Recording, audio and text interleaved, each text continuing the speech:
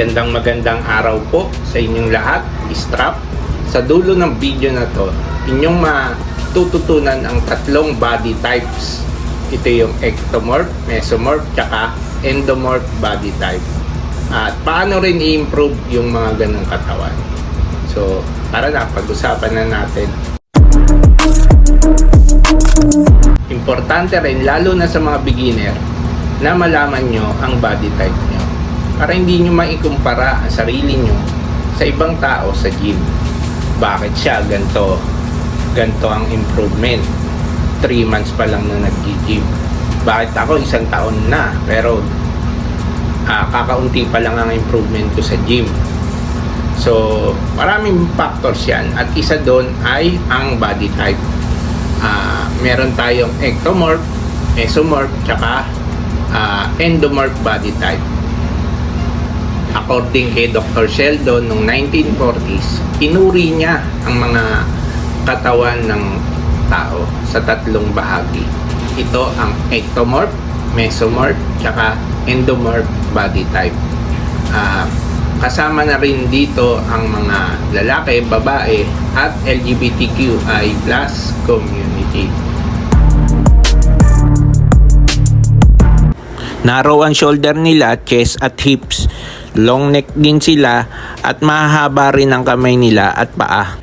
Malakas ang metabolismo nila kaya kahit na anong kainin nila ay hindi sila tumataba.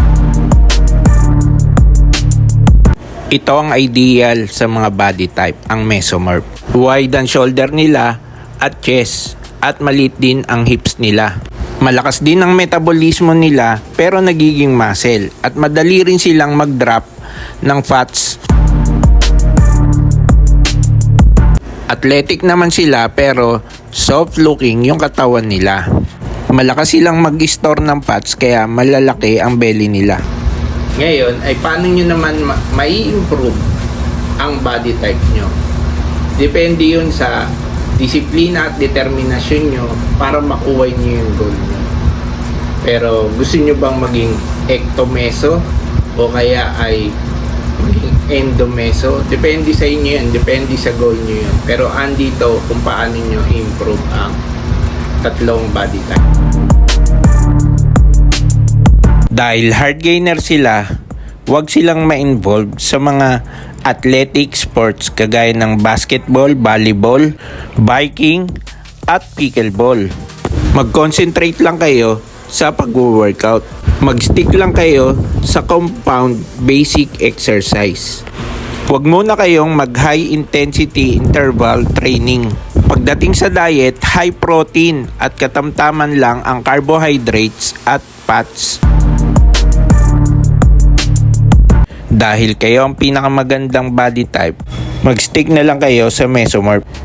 Kailangan ay tingnan nyo na lang ang fitness goal nyo.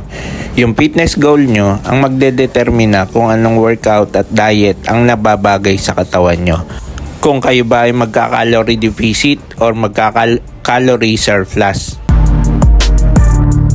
Yung goal nyo dito ay mag-lose ng fats. So kinakailangan calorie deficit kayo at mag-cardio kayo every other day bukod sa workout. Kumain kayo ng high protein, balancing carbs, high fiber, at fats.